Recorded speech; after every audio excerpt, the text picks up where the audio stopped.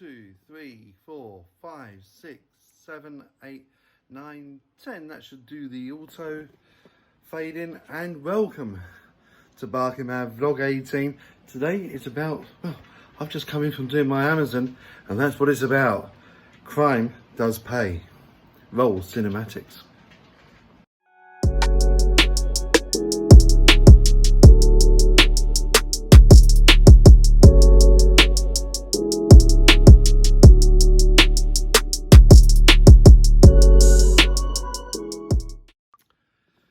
So yes, I've just come in from doing my Amazon today and all around Southampton. Pulled up to pick up my parcels at Fareham. Yep, my favourite little scooter was opposite, but no chappie on it, thank goodness. So that was all good. As no sooner did I arrive, it was quite busy there as well. And I had blocks: Southampton, Netley, Shirley and Ocean Village. Actually, Ocean Village was the second one. Some of you might remember, going back, must be a couple of months now, especially if you follow me on Facebook, I went to drop a parcel at a block of flats. Let's call him, from his name at the time there, Mr. T. Mr. T met me in the car park. Knew my name, was obviously following me on the app, and told me his name, all tied up. Except he took me to a different flat number. Amazon's app being Amazon's app, it wouldn't scan there, it had to go to the one on the address. So I said, why are you there? He basically said, oh, he's moved, he's living there for now. So he had to go back to the other flat. I rang driver support and they authorised giving him the parcel. Later on, it revealed, and a few weeks later, I had the inquiry that the customer never received their parcel. And I explained what happened. And that was the end of it. They said not to worry. So obviously, the gentleman that met me in the car park was not the customer. And they in fact had scammed their account and had come out away from the address to pick up said parcel. Now, I must admit, I thought Amazon Prime Now, where what I deliver, was mainly food. Today revealed not. So today, Ocean Village, and those that aren't from Hampshire, Southampton, UK, Ocean Village is rather a luxurious place to live. Very nice apartments. I pulled in and alarm bells immediately rang. There's this gentleman waiting for me at one of the main entrances, but not to said flat number. And now he's called Mr. Let's call him Mr. H. He changed his name. Before I got out of the car, I rang driver support and they said, attempt to make the delivery to the appropriate flat, not to him. Go and knock on the flat, and if it is him, by some coincidence, then you're okay to give it to him. So after that, I picked up the one bag, quite light, not too heavy, not very bulbous, and found the flat, the main communal entrance for that flat, which he'd opened. A little bit of mystery, but hey, I guess there's technology for everything. And I said, I can't scan it at the main communal entrance because it won't scan. I have to go to the flat. So we got to flat number whatever it was. And I said, just for proof of ID that you are from this flat, can you just open the front door, please, as we're here? He put his key in and it didn't fit. I then rang the doorbell, knocked on the door. No answer. I said, I just need to go and get this authorised with driver support. Driver support is in America. So for the second time on this one, bearing in mind time's ticking by, I rang driver support. And they said, have you tried calling? I said, I have. They said, we're going to try calling. I said, well, he's standing about 30 feet behind the car. He's got his phone in his hand. If you're going to ring him, he'll pick it up. They rang him. Same as me. Went to answer machine, with auto cut off, no message. His phone didn't ring. He was not the customer.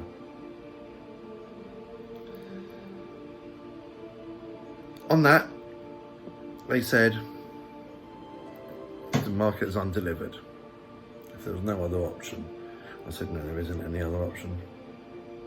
So I marked it as undelivered. I said, as he's standing here, and this is the second time he's done this scam, did you want to ring the police? Well, they're based in America. They got no jurisdiction to. They said, but if you wanted to, I could. So I went literally around the corner, and as I pulled out, there was a blue Renault car, rather abandoned, partly on the pavement on the corner of the flats, which I reckon might be Mr. H's, formerly Mr. T's, car. I don't know. One to watch out for in the future. It most probably is on my dash cam, and I'll most probably retrieve that information, that image tomorrow. So I went around the corner, parked up in a parking spot, and although it wasn't life or death, he was there still. He was there. This bloke that can log into people's accounts or hack people's accounts, use their account, use their money to buy stuff for himself, which never gets delivered to the customer. The customer's totally unaware. So I rang 999. And I said, the scammer is still there. They said, no, just put a report on the website, please, or dial 101. Well, 101 will take at least 20 minutes to answer. So I thought, that's point. I don't have 20 minutes to hold on the phone for a semi-emergency to answer. And I'm certainly not going to sit there and, what am I going to put on a report on the website? A bloke was scamming, he's long gone home, this is what he looks like. He'd fit most probably 50% of the residents of the UK. So I didn't. I said, really? I said, there's a scammer that I know has twice hacked into people's accounts, used their money, and on one occasion he has actually obtained the goods. I said, not this time. I said, put a report in on the website. Thank you, Hampshire Constabulary, for your concern. Thank you for saving future people from this scammer from using their money to get goods which basically are ending up stolen. Well done. Must be proud of yourselves. I know there's bigger fish in the sea to go and catch. But if I've caught him twice in the last couple of months, how many other drivers are unsuspectingly think he's a genuinely handy chap? Oh, he's come out to meet me, bless him, I'll scan it. It would scan near the premises, but not away, that far away from it. Very, very disappointed with Hampshire Constabulary today. I can see, so this package is now got to go back to the depot.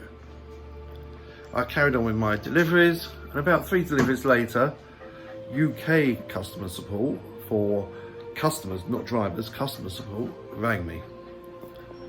A customer saying you've not attempted to make this delivery.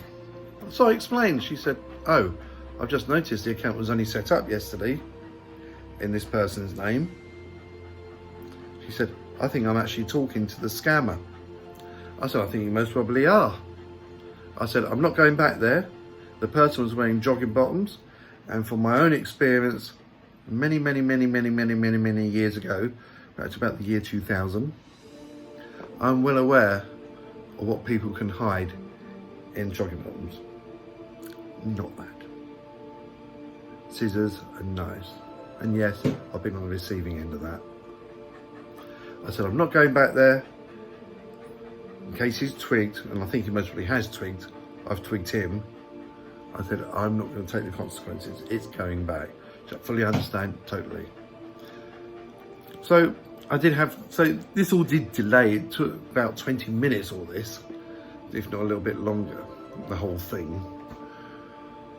So of course, on top of at the end, rather than coming straight home, I had to return to the depot, which is kind of on my way home, but it's a deviation off the motorway. Do you know that? Deviation off the motorway. So do I. Handed it back, and I explained briefly, and I had to then speak to the manager.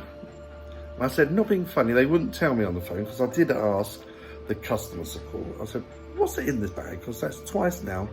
A fairly light bag, one bag, not a lot in there by the feel of it. Jeez, I can't tell you. Okay. So I went back, I spoke to the manager and I said, I'm just intrigued with one person. I thought I was just dealing with food.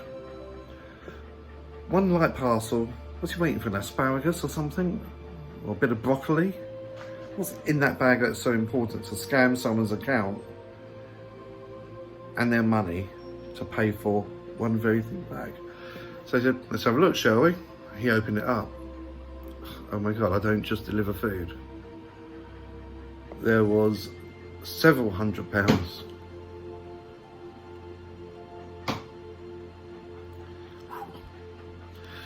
There was several £100s of high value electronic equipment in that bag.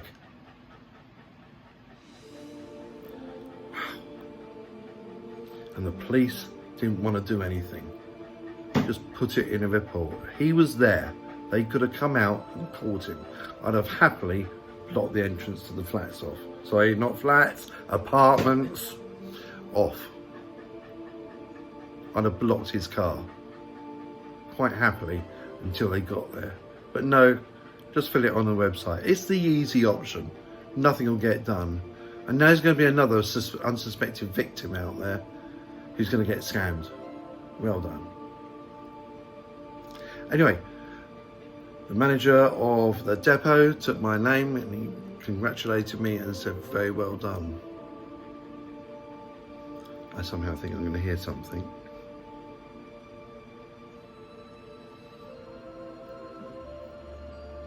So he didn't get his goods this time. Watch your accounts. People out there finding it very easy to hack. Most probably a lot of shopping websites are getting hacked.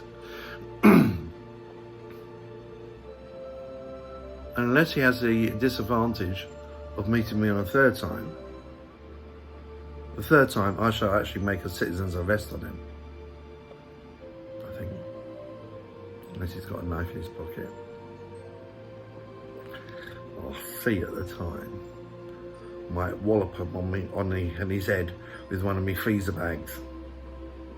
Oh, I look like one of those emoji-con things that come up on the phone call. Scary. Anyway, so that's been today. Mr. Scammer didn't get his goods. And I'll say it, thanks to me. Thank you, Amazon, for your support and your praise and your backup throughout the incident. Hampshire Constabulary, remember what you're there for. To arrest criminals. So glad to see how many police cars were sat outside the police station as I passed home tonight. I'll end this here. Wishing you all a very safe and good evening, and delivering near you, it could be Trevsy. Take care, lots of love, thanks for watching.